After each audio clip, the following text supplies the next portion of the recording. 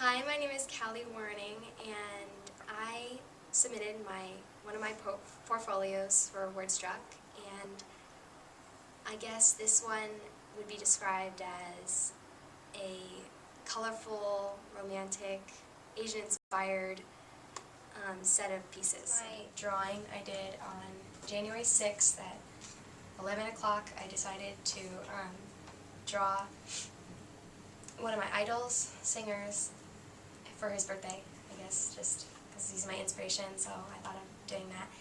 And I went off and looked off a picture and did the sketch, and then I sort of just went off on a artistic license, I guess, using creative ways to shade everything, and it was really fun making the hair, even though coloring it was a little tiresome, but it was really challenging getting the face right, because I guess when I do something off of a real person, it's really difficult to get over the fact that, you know, it has to look exactly like them, and, you know, capture their whole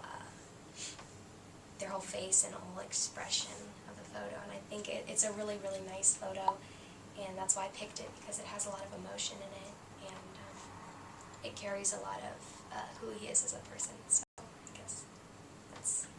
For this piece, I used mostly an assortment of crayons, colored pencils, and pen. I guess whatever's around me I use at the time. And I drew it when I was in either 7th or 8th grade. I don't remember for sure. But I love it because it's not perfect, but you can also tell that it is human, and it has human qualities, and that's what I love about it, because not every human is perfect, and not every human looks like, you know, a Barbie doll, so it captures that, those human-like characteristics. That's what I love about it. The piece I drew recently, it is a mermaid, and I guess I love it because in my childhood I love fairies, and I loved dressing up, and I loved the nature and going and playing outside, pretending I was a fairy, so it was really special for me to draw this for Wordstruck a while ago, and it's actually one of my favorites that I've ever drawn. It is just the hair. I did some of it with ballpoint pen because I wanted it to get really crisp and real looking. And the rest, I kind of just drew him, and then added all the fun colors and everything. And I guess it's my most psychological piece, I guess, because it represents someone who is very beautiful and just almost like a dreamer, and you see all the colors like going through him, and my mom thinks it's creepy, but I love it a lot. This landscape was actually done for an assignment in Art Fundamentals. We had a perspective drawing assignment, and it actually is from a photograph. I drew it, and this is a Japanese castle here. I forget which one it is. I didn't really look at it, but it's in Tokyo, and I just love the colors, and I mean, it looks realistic, but when you compare the photo to my piece, it's very fun, and it's actually not really realistic, because you see all the dots in the back are houses, and all these different colors represent different things, like the red against the blue, and just those contrasting colors make it really eye-catching.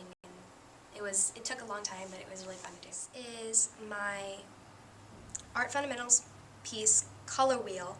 We had a color wheel assignment, and I decided to go on a creative whim and make it a woman. I actually saw this photo of, I guess, this photo-manipulated girl, and she had all these colors on her faces, and I thought it was really beautiful, and I thought that I would make a color wheel out of everything. So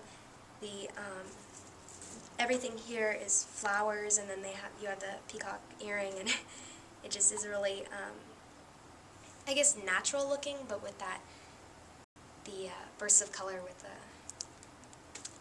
flowers and leaves and everything.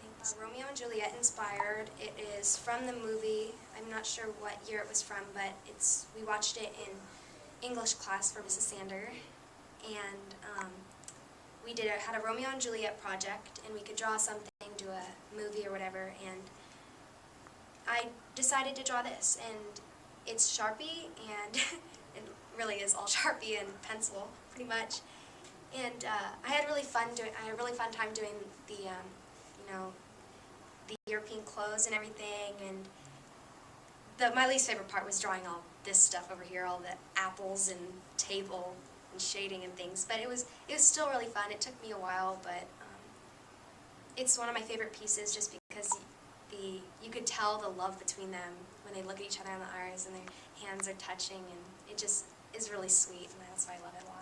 I have a lot of different things that inspired me, like Asian culture. I was a bit of a nerd when I was younger, and I'd always watch anime and manga, and I loved it, and that sort of inspired me to look into Japanese culture and Korean culture, which I really love right now, and I want to have a career in my future. And I guess those things, I drew these things to make me happy, not so much to make a profile or to be an artist when I'm older, because it's for fun, and I love making art that makes other people happy.